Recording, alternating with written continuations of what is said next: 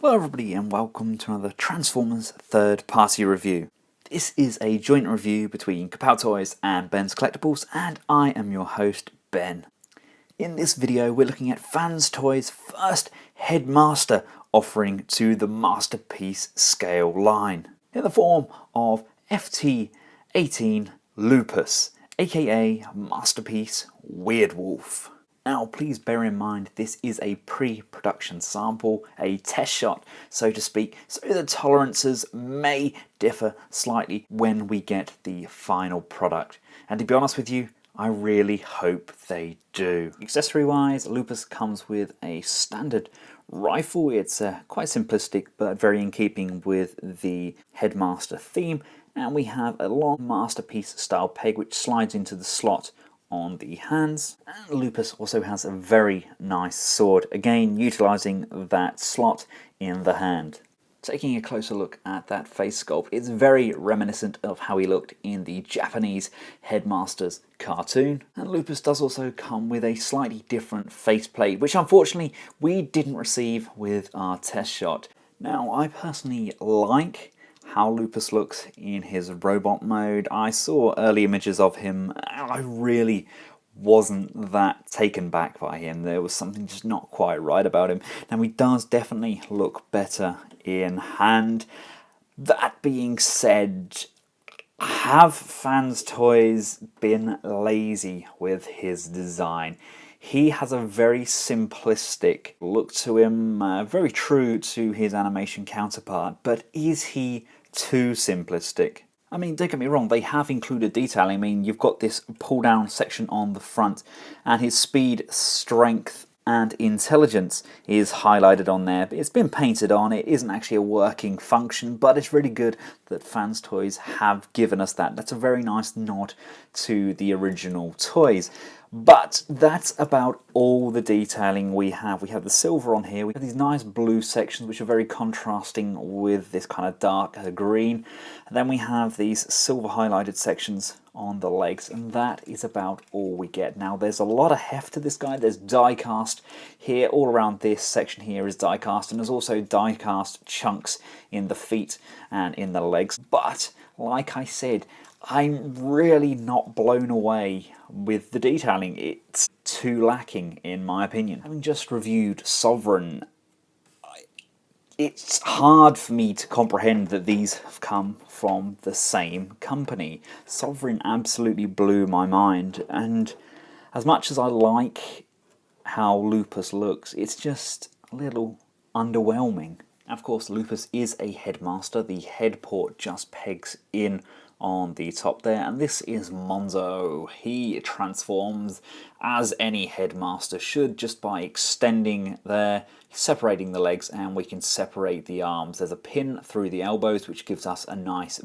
bend like so. There is a ball on the shoulders which gives us a nice range of motion. The head is in a fixed position so we can't rotate it. The legs can come out and bend at the knee, and we actually get ball jointed feet, which is a very welcome addition, so we can actually get some nice pivoting on those feet. There's actually more range on the feet of the Headmaster than there is on Lupus himself. The levels of detailing on Monzo are pretty nice. Gold, kind of goldy yellow application there for the eyes. Again, this may differ slightly when we get to the final product, but for now I'm pretty impressed. It's a good looking Headmaster and he's a good size. He's very similar to what we got with the originals and very in keeping if you already have the likes of the Make Toys Headmasters. Well, unfortunately the second faceplate wasn't provided when we got this sample, but to change that faceplate out you would just need to pull off this section here, and there's just the two tabs. They just slide in like so. Let's cover the articulation. The neck can rotate left and right. We can look down and we can look up slightly as well. Coming around to the shoulders can move out this far and down. We can go all the way around on a nice ratchet there. I would have liked a better range there. There's just not quite enough. I would have liked to have brought it up a bit higher than that. We do have rotation on the upper bicep, and then we do have a single joint on the elbow, but it really does feel like it should be a double joint on there, but it isn't. It's restricted and only goes that far. Taking a look at the hands rotate quite freely, and the fingers are individual and they are pinned at the base with a single point of articulation on each finger and a ball mounted thumb, again with a second joint. Now, I don't like to keep comparing figures, but again, these hands seem like a step back from what we got with Sovereign. His hands were absolutely fantastic. Coming down to the waist does rotate. It's a very, very tight joint indeed, but it rotates nonetheless. We have two hip skirts which allow the legs to come this far forwards and that far back on a very nice ratchet joint. Come out to the side on a friction joint. We do have upper thigh rotation, and we do get a very nice deep joint on the knee. Coming down to the feet, they go this far forwards and that far backwards. They kind of tilt a little bit left and right. There's not a huge range there, but it's not a great deal.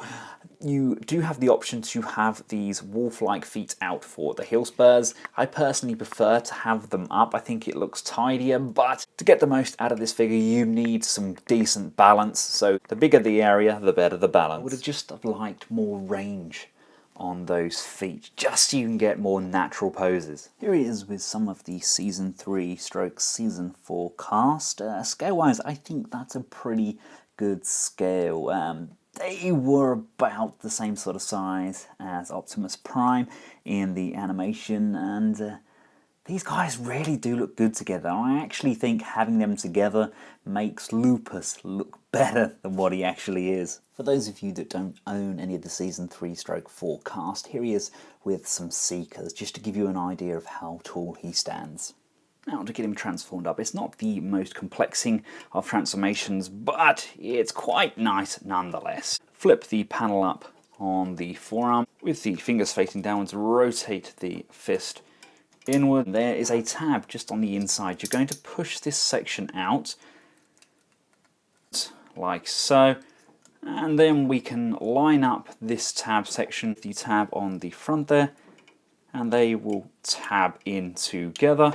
If you look at the back here, this tab that we just brought down, we can then return that to where it was, and this seals up the back of the wolf leg. Remove your Headmaster, come around to the neck section. You want to bring that up, and as we bring it up, there's a tab here, and this peg here. Square this section up.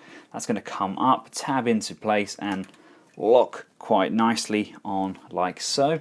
As you can see, the cockpit section is actually sunken inside there. There's this tab section here and a tab section on here. These are actually sliders. You're going to lift on both sides, and as you bring that up, that's going to come up to the top. Now, it doesn't lock into place. I'm hoping this is something that will be rectified for the final product. Then just tilt this section back. Come down to the feet, and this is where we find out the wonders of test shots. Open up this rear section piece here, and this whole foot section is going to rotate around, and as we bring that down, you want to extend this foot section. That then allows this section to come in the back there. We can then rotate this section around. As we rotate this around, there's this piece here that's going to fold inwards like so and just tab there. The clearance is minimal, but it works. Bring this section down. There's a small hole here and a tab there. Bring that in, peg those together. This leg is on a double hinge. You want to bring it so it goes all the way up to the top here. The legs are going to tab in together, and here lies the problems with the test shot. This lip here is actually too big. You can't actually bring the legs in close enough for this tab to line up and tab into the torso. I've tried going different ways about it. There's only so much you can do with the figure. There's not actually anything else you can do with it. Nothing seems to work. But that's something they can change. You know, you can push that in, they can almost touch, but that's it. You want to bring the leg up and around, and obviously straighten off your feet, and then it's just a matter of adapting these legs how you see fit. You have a hinge here and a hinge here, so you can bring it down.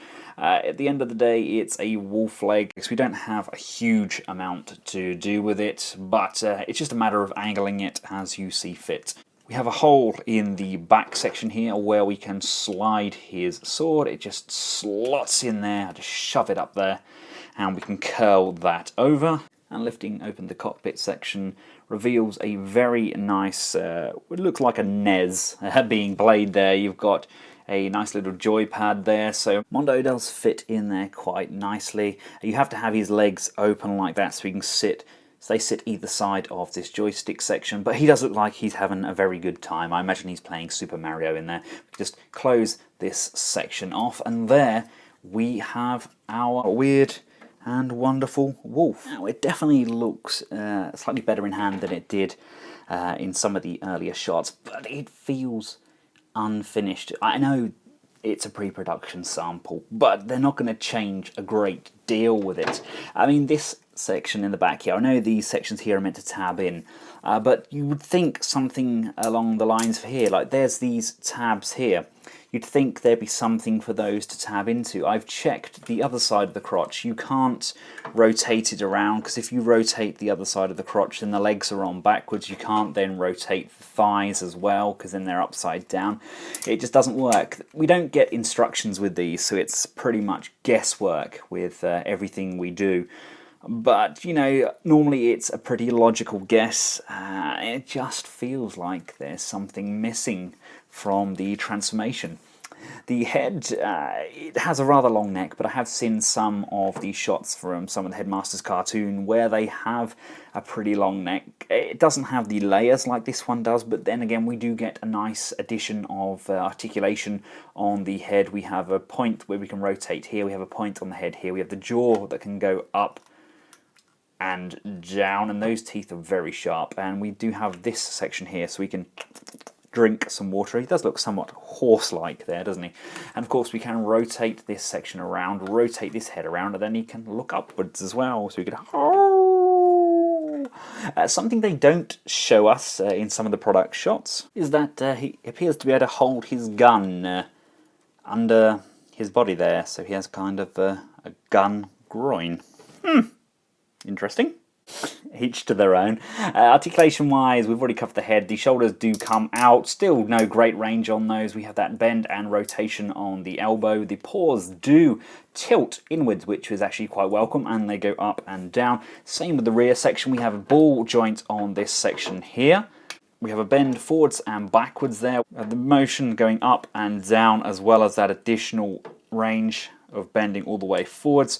We do get quite a nice range with this ball joint in here, and again we get pivoting on the hind legs as well, and we get the triple bend on the tail. To give you an idea of how he scales in his wolf mode, here he is with Scourge. He seems to be enjoying whatever Scourge is doing. So there we have it, ladies and gentlemen. This has been Lupus, FansToys interpretation of Weirdwolf. To summarise, he is made of a nice strong solid plastic, and a great use of die-cast gives him some real heft.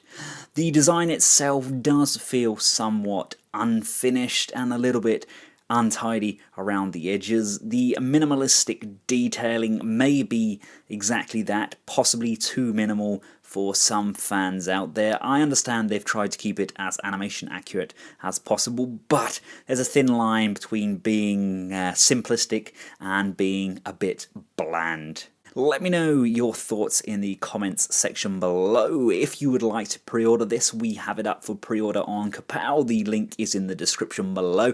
I've also included a link here to the review of Sovereign, which, in my opinion, is the best FansToys figure to date. Until next time, from myself and the rest of the Kapowtoys team, thanks for watching, goodbye.